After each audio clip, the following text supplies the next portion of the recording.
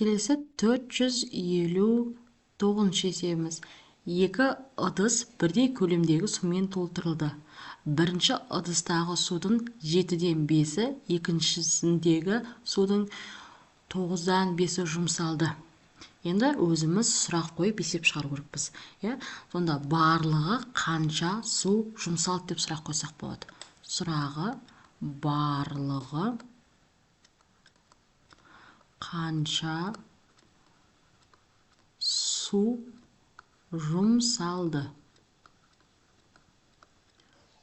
деп сұрақ қоямыз. Жауабын табамыз. Сонда 7-ден 5 қосылған 9-дан 5 ортақ бөлім береміз. 63 санынан болады. 9-дан берем, 7-ден берем.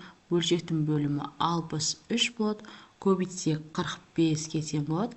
45 қосылған 35 тең.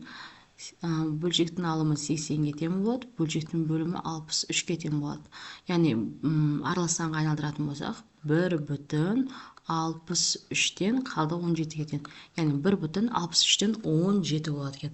Барлығы 1,63-тен 17 су жұмсалды болады сонда.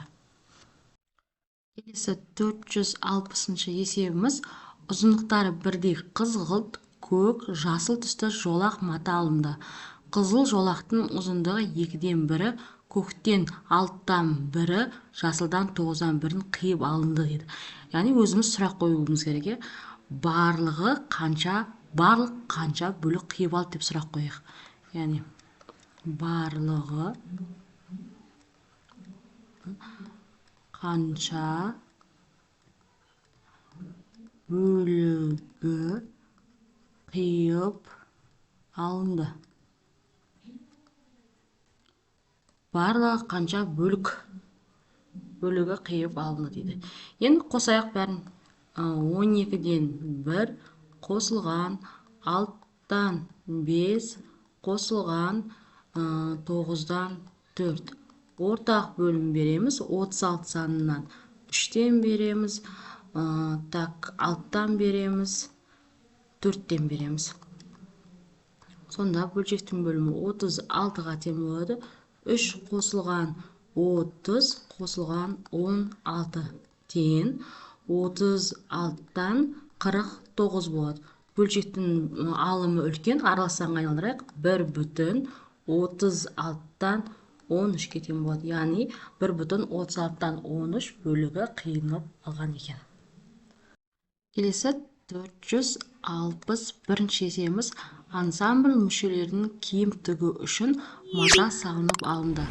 Қыз балалардың костюм тігуге 10,15-тен 2 метр мата. Ер балалардың костюміне 8,17 метр мата жұмсалды. Барлығы неше метр мата жұмсалды?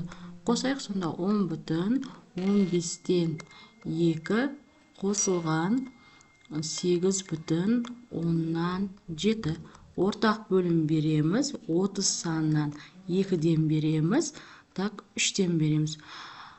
Бүтін бөліктерін қосылайық. 18-ге тең болады. Бөлшектің бөлімі 30-ға тең болады. 4 қосылған 21-ден 18,30-дан 25-ге тең екен. 5 санына қысқартып жіберсек 18,6-дан 5-ге тең болады екен. Яғни барлығы 18,6-5 метр мата жұмсаған екен. Келесі 462 есебіміз.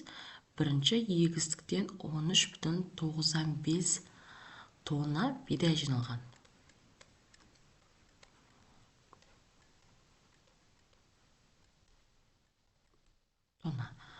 Ал екіншісінен оған қарағанда 11,61 тонна артық жиналды дейді.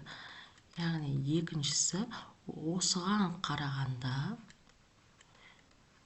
5 тоннаға қарағанда артық жиналған 11,61 тонна. Яғни екеуін қосылайық.